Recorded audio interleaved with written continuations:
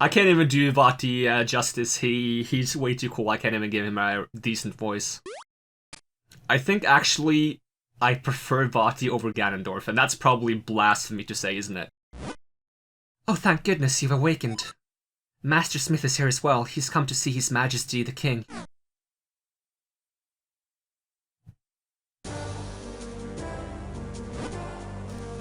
Oh, Tarko, you're awake. Are you feeling alright? Stand at my side. The King of Hyrule is about to speak. It is as you have all heard. A man named Vati has cursed my fair Zelda and turned her to stone. If we had the sacred Picori blade, we likely could have broken the curse. But Vati shattered the blade. However, I have not given up hope. What do you know about the Picori? The Picori? You mean those thumb-sized little imps from the fairy tales? Yes, the same. But the Picori are no mere legend.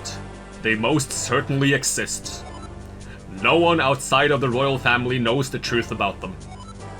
The Picori, who forged the sacred blade, live deep within the Minish woods. They should be able to repair the broken blade and reforge the sword. What? Then we must dispatch the soldiers there at once! No, soldiers will not do. The Picori do not show themselves to anyone but children. Our soldiers could search for days and still find no sign of them. I see. If that's the case, then why not send Tarko? If Tarko has recovered, then yes, I would like to ask this of him. Please, turn my precious Zelda back to normal. The Picori should know how to create a new sacred sword. It will be a dangerous journey, now that those monsters have been freed. Please, take this sword with you, along with the broken Picori blade. You accepted the broken Picori blade. This is part of the sword needed to reforge the sacred sword. Don't lose it. You got the smith's sword. It's a sharp blade made by your grandfather. Very well then. Send the soldiers to search for Vati at once. Deep within the Minish woods, you will find a place called Deepwood Shrine. Once, humans and Picori shared that shrine as a meeting place. I think it would be best if you started your search there. Take this map with you. If you get lost on your way to the forest, simply check your map. Just press the start and then L or R to open the map. I've marked the location of the forest for you. Good luck, and be careful. You got a map of Hyrule, now you'll never get lost. Or will I? It's not a very good map, to be honest. Although I do love the style of it. I am counting on you, Tarko. Only you can break Vati's curse and free Princess Zelda. And off we go. Let me open the map real quick. Can I zoom in on these places? Yes, I can. Alright, wonderful. Me and my friend who played this game with me in elementary school would also draw maps like this. We would, take numerous sheets of paper and we would draw each segment of the map on a separate piece of paper. And then we would, stick them together with tape. It was, it became a really big map. Although we didn't draw the map from this game, we made our own map. And, I hope I still have it somewhere. I've looked for it several times because I'd like to have that map. Because I'm quite satisfied with it, even though if it's a childish drawing, but there's a lot of things on that map I'd like to see again. Another thing I wanted to mention, but I didn't want to say during the cutscene, oh, I cannot go this way, right, was that the music that plays during Vati's appearance, there's actually several songs. Those songs are probably some of my favorite songs, if not the favorite songs I have from this game. Hey, 1 rupee, it's green, don't spend it all in one place, that is impossible. I forgot this was a thing in this game, where it actually notifies you first time you get a small rupee. Is that every time you reboot the game? I don't quite remember. In which case it's gonna be hard for me to conceal when I save and quit, because I usually try to make the transitions between me taking breaks as seamless as possible. Oh, another rupee. Any reason for me to go here? I do not believe there is. But yeah, there's actually a nice feature in this game later on where you can listen to all the different songs. And I do believe there's 3 or 4 songs directly related to Vati. And I do believe I love every single one. I think they're fantastic songs. And they're also, if I'm not completely mistaken, they're new types of Zelda songs. Because a lot of songs in Zelda games you can recognize, right? Like the field theme when you're out traveling, house theme, and shop theme, stuff like that. They are often either almost the exact same as previous games, or they share large parts of the song with previous games, which I think is great. Because it allows you to retain a familiarity in the songs. But it's also very exciting when they make completely new songs for either new characters or new zones. Such as this place. The Minish Woods also has what I believe is a completely new song for a Zelda game.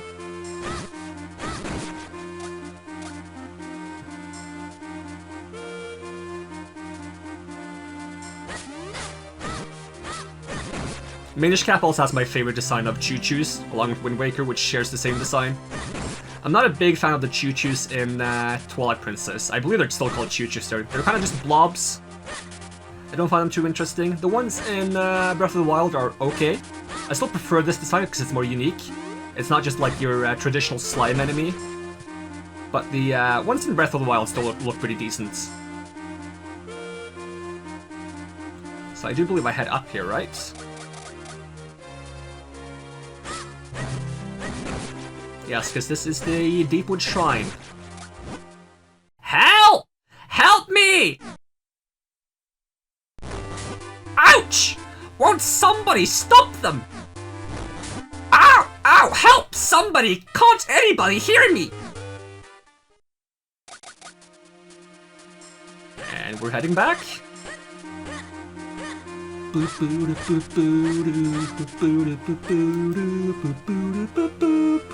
Ah, great music.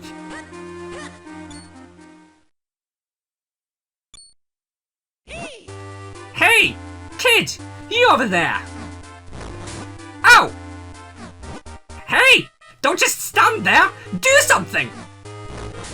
Ow! What's wrong with you? Do you like watching me take this abuse? Help me!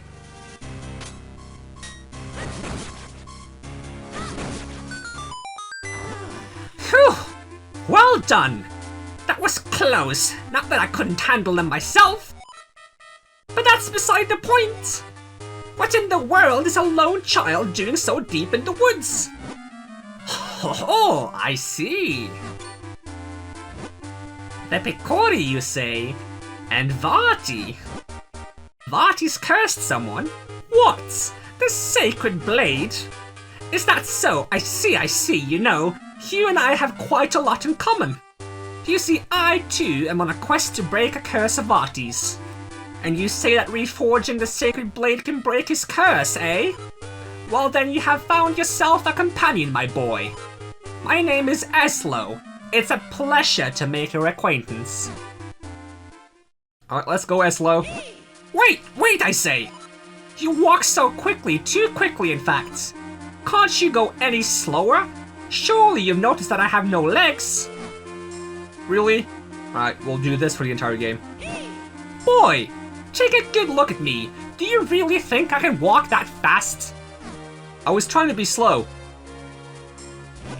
Oh! If it isn't one thing, it's another. You are a troublesome boy. There! Now you can't possibly leave me behind. My, it's quite comfortable up here. More comfortable than it looks, surely. And much easier on me. Hey, quit your squirming. Can't you sit still? See, there. Yes, that's it. Much better. Now, I suppose a boy like you still has much to learn about the world. If you ever need my insight, press the select button and I'll be happy to help.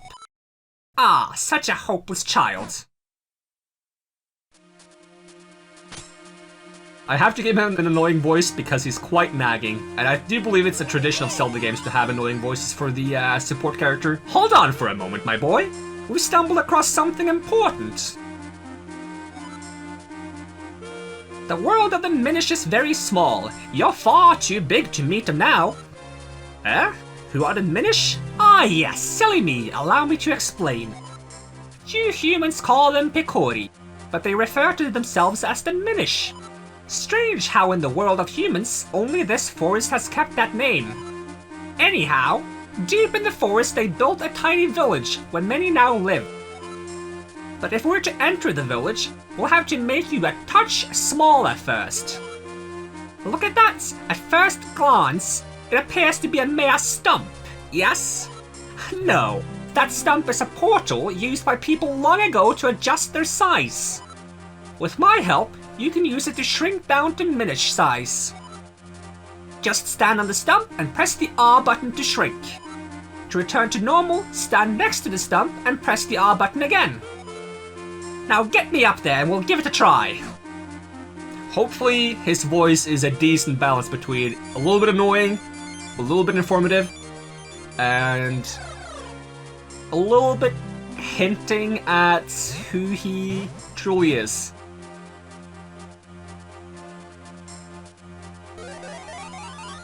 Welcome to the world through the eyes of the Minish. Now aren't you glad you saved me? No need to thank me though. Portals that reduce your size are all around in different shapes and sizes. If you want to return to normal, stand next to a portal and press R. But there is one thing you must know, being Minish-sized is full of dangers. Mere puddles at your normal size are bottomless swamps to the Minish. And as your companion, if anything bad happens to you, it happens to me too. So proceed with caution, my lad. If not for your sake, then for my own. And since we can no longer go up because there's a bottomless swamp, we have to go this way. And onto the massive boats. And into the Minish village.